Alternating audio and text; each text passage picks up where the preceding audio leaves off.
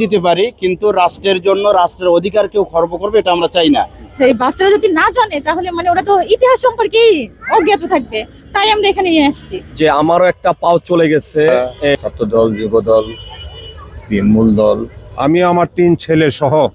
দর্শক, আপনারা জানেন গণমানুষের গণ আকাঙ্ক্ষার ফলে গণ অভ্যুত্থানটা হয়েছিল, যার কারণে আজ বিএনপি পরিবার থেকে আলোকচিত্র প্রদর্শনীর একটা আয়োজন করেছে।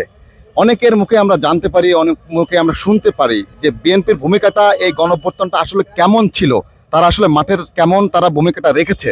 আমরা সাধারণ মানুষ থেকে আজ সেটা জানতে চাবো এবং জানার চেষ্টা করব। ততক্ষণ আপনারা আমাদের সঙ্গেই থাকবেন।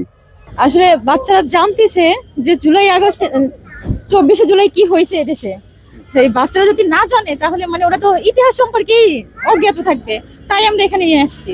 ওদেরকে হচ্ছে বাংলাদেশের পুরো ইতিহাস, আর এখানে তো জুলাই জাগরণের, এখন তো জুলাই জাগরণ সিজন 2 চলতেছে। তো এখানে হচ্ছে শেখ হাসিনা কি করছে এটা তো ওদের মানে ওই সময় ধারণাই ছিল না, তাই ওরা যাতে দেখতে পারে সবকিছু, এই আর কি। আমারও একটা পাও চলে গেছে। এই গণ অভ্যুত্থান 2024 গণ অভ্যুত্থানে আমরা দেখেছি এখানে সর্বোচ্চ ভূমিকা ছিল বাংলাদেশ জাতীয়তাবাদী দল, বিএনপির ছাত্রদল, যুবদল, মূল দল, স্বেচ্ছাসেবক দল, ছাত্রদল সবাই ছিল। আমরা দেখছি সর্বোচ্চ ভূমিকা তারা নিছে আমাদের ছাত্র জনতার সাথে। যখন আমরা রাজপথে ছিলাম তখন ছাত্র ভাইদের ভয় নাই, রাজপথ ছাড়ি নাই, এই স্লোগানটা দিয়েছিলাম তখনই, যখন আবু সাহেদ যখন নিহত হয়েছিলেন তখন থেকে আমরা আন্দোলনকে আরো শক্তিশালী করার জন্য আমরা দেখছি আমরা জনগণ, যারা জনতা, আমজনতা এবং সাধারণ পাবলিক, যেমন আমি সাধারণ জনগণ হিসাবে আমিও ওখানে আমার একটা পাও চলে গেছে 2024 22শে জুলাইতে। তো ওই হিসাবে আমি বলবো যে বিএনপির সর্বোচ্চ ত্যাগ স্বীকার করছে এই গণ অভ্যুত্থানে, আর আমিও ওই সাথে আমারও একটা পাও চলে গেছে। আর এখন আমরা দেখতেছি যে জুলাই নিয়ে বিভিন্ন অপপ্রচার করতেছে, জুলাই কারা করছে, জুলাই কারা গণ অভ্যুত্থান করছে, ফ্যাসিবাদকে দেশ থেকে বিতাড়িত করছে। তা আমি বলবো যে যারা অঙ্গ হারিয়েছে, যারা নিহত হয়েছে, আহত হয়েছে, ওই ভাইদের প্রতি আমার শ্রদ্ধা এবং ওদের প্রতি আমার মানে নিজের থেকে দোয়া এবং ভালোবাসা থাকবে আজীবন, কারণ আমি একটা পা হারাইছি। তাই আমি সেখান থেকে বলবো যে এখানে গণ অভ্যুত্থান খালি একা এই দল করছে ওই দল করছে না, এখানে 18 কোটি মানুষেরই অবদান ছিল, হয়তো বিএনপির অবদানটা ছিল বেশি। এটা আমি আমার দিক থেকে বিবেচনা করে আমি বলবো যে বিএনপি সর্বোচ্চ ত্যাগ স্বীকার করছে ওখানে। যারা গণমাধ্যম কর্মীরা ছিলাম মাঠে, এবং ঢাকা শহরের, বিশেষ করে আমি ঢাকা শহরের এই মাথা থেকে ও মাথা চষে বেরিয়েছি। আমাদের চোখে দেখা ছাত্রদল, যুবদল, মূল দল, সকল নেতাকর্মীরা যার যে অবস্থা, যার যা কিছু ছিল সব কিছু নিয়ে মাঠে ছিল। এবং সেই সময় আপনারা জানেন যে বৈষম্য বিরোধী আন্দোলনের মোড়কে যে আন্দোলনটি হচ্ছিল, সেখানে আমাদের জাতীয়তাবাদী দল তারা চায়নি যে নিজেদের দলীয় পরিচয় আন্দোলন সংগ্রামে সরাসরি সম্পৃক্ত দেখাতে, কিন্তু প্রকৃতপক্ষে মাঠে আমাদের দল বিএনপি এবং অঙ্গ সংগঠনের ছাত্রদল, যুবদল সকল নেতাকর্মীরা রাজপথের নেতৃত্ব দিয়েছে। এবং আমরা যারা গণমাধ্যম কর্মীরা আছি, যার যেটুকু ক্যাপাবিলিটি ছিল এবং যার যেটুকু যে জায়গা থেকে কাজ করার ছিল, আমি এস.এম. রিয়েল রহমান চেষ্টা করেছি এবং আমার মতো অনেক গণমাধ্যম কর্মী চেষ্টা করেছে এই ফ্যাসিবাদের কবল থেকে দেশকে মুক্তির জন্য সরাসরি রাজপথে অংশ নিতে। আমরা এইভাবে দেখেছি যে কিভাবে সরাসরি জনগণ সম্পৃক্ত হয়ে রাজনৈতিক দলের নেতাকর্মীদের সঙ্গে কিভাবে ফ্যাসিবাদকে বিতাড়িত করেছে। আজকে জুলাইয়ের গণ অভ্যুত্থানের উপরে যে আলোকচিত্রী এখানে প্রদর্শন করা হয়েছে প্রেস ক্লাব চত্বরে বিএনপির পক্ষ থেকে, আমি যতটুকু বুঝতে পারছি।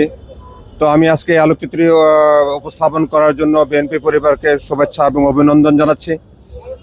আমাদের এই 2 বছর পূর্তি উপলক্ষে এই আলোকচিত্র প্রদর্শন করার জন্য। সত্যি কথা বলতে আসলে তখন দলমত নির্বিশেষে সাধারণ জনতা, ছাত্র জনতা সহ সবাই আপামর জনতা মাঠে ঝাঁপিয়ে পড়েছিলেন, তার মধ্যে আমিও একজন। আমিও আমার 3 ছেলে সহ আমরা প্রথম থেকেই আমরা একদম 5 আগস্ট পর্যন্তই আমরা মাঠে ছিলাম।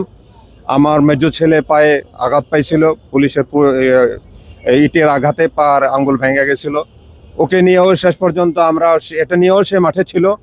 এবং আজকে আমরা যে প্রদর্শনী আজখানে দেখলাম, ধন্যবাদ জানাচ্ছি আর এই কারণে আমরা বাংলাদেশের মানুষ হিসেবে যে গণ অভ্যুত্থান 24-এ হয়েছে সেটাকে আমার মনে হয় অন্তত সবারই হৃদয়ে ধারণ করা উচিত।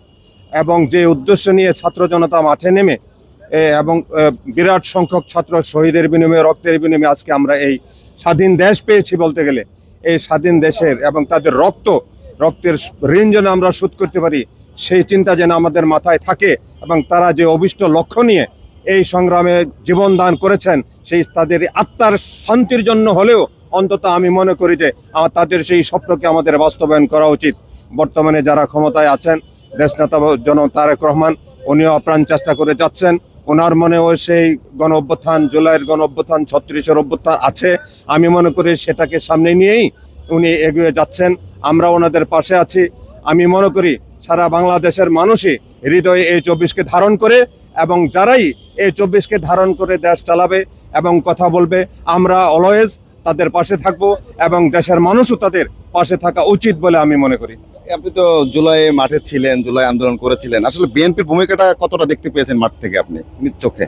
আসলে সত্যি কথা বলতে বিএনপির ভূমিকা প্রাথমিকভাবে যদিও ছাত্ররা এটা শুরু করেছিল, পরে জনতার সাথে একত্রিত হয়েছে, আমরা একত্রিত হয়েছি। শুধু ছাত্র নয়, ছাত্র গার্জিয়ান হিসেবে আমরাও মাঠে ছিলাম। এবং যদিও প্রথম দিকে বিএনপির প্রত্যক্ষ ওরকমভাবে দেখা যায় না, পরোক্ষ ছিল, কিন্তু পরবর্তীতে লাস্ট পর্যায়ে আসা ওনারাও প্রত্যক্ষ ভূমিকা পালন করেছে বলে আমি মনে করি। এবং সবার সম্মিলিত প্রয়াস, সারা বাংলাদেশের সম্মিলিত সদিচ্ছায় এই অভ্যুত্থান সফল হয়েছে বলে আমি মনে করি। জুলাই জাগরণ। জাগরণ, তুমি জুলাই সম্পর্কে কিছু জানো? না। এই যে একটা ছবি দেখতে পাচ্ছ, না কার ছবি জানো ওটা? হাসিনা। উনি কে ছিল? সাহেব প্রধানমন্ত্রী। আসলে আমাদের ইতিহাস ঐতিহ্য বা বিশেষ করে যে গণ অভ্যুত্থান যেটা হলো জুলাই, এটাকে বাচ্চাদেরকে জানানোর জন্যই জুলাই জাগরণে অনুষ্ঠানে আসা। বিশেষ করে অনুষ্ঠানের মূল প্রতিপাদ্য বিষয় হচ্ছে যে বাচ্চাদেরকে জুলাই সম্পর্কে সচেতন করা, জানানো, জুলাইয়ের ইতিহাস জানানো, যেটাকে তারা শিরোনামও করছে যে ছোটদের চোখে জুলাই। এ কারণে আমি আমার পরিবার বাচ্চাদেরকে নিয়ে প্রথম দিনে এসেছি, আজও এসেছি, এবং আগামী যে কয়েকদিন আছে সব দিন আসবো ইনশাল্লাহ। কি কি ইতিহাস জানিয়েছেন বাচ্চাদের আপনি জুলাইয়ের? মানে এ পর্যন্ত যেটা তারা জানতে পেরেছে সেটা হচ্ছে জুলাইয়ের সময় যে সরকার, মানে তৎকালীন সরকার যে মানুষের প্রতি যে গুলি করা বা তাদের যে অধিকারের ব্যাপারে যে বিপক্ষে অবস্থান নিয়েছিল, এইগুলো সম্পর্কে তারা জানতে পারছে। বিশেষ করে কালকের যে অনুষ্ঠানগুলো হলো, বাচ্চারা জানতে পারলো যেভাবে গুলি বর্ষণ করছিল, এটা ওখানে সিনারি দেখানো হয়েছে। বিভিন্ন গজলের মধ্য দিয়ে, বিভিন্ন গানের মধ্য দিয়ে তাদের মধ্যে একটা মানে উদ্দীপ্ত একটা ভাব তৈরি করা হয়েছে। এগুলো জানছে আর কি তারা। এগুলো ভবিষ্যতে হলো যে এই সন্তানরা জানতে পারবে যে তাদের দেশের ইতিহাস ঐতিহ্য তো জানবে, সাথে সাথে এই দেশকে নিয়ে যদি কেউ সিনেমিনি করে, রাষ্ট্রের কোনো যে নাগরিক যে অধিকার, এই অধিকার নিয়ে যদি কেউ কোনো ধরনের বিশৃঙ্খলা তৈরি করে, তার বিপক্ষে তারা সচেতন হবে। তাদের অধিকার আদায়ের ব্যাপারে তারা সচেতন হবে যে আমরা জীবন দিতে পারি, কিন্তু রাষ্ট্রের জন্য রাষ্ট্রের অধিকার কেউ খর্ব করবে এটা আমরা চাই না।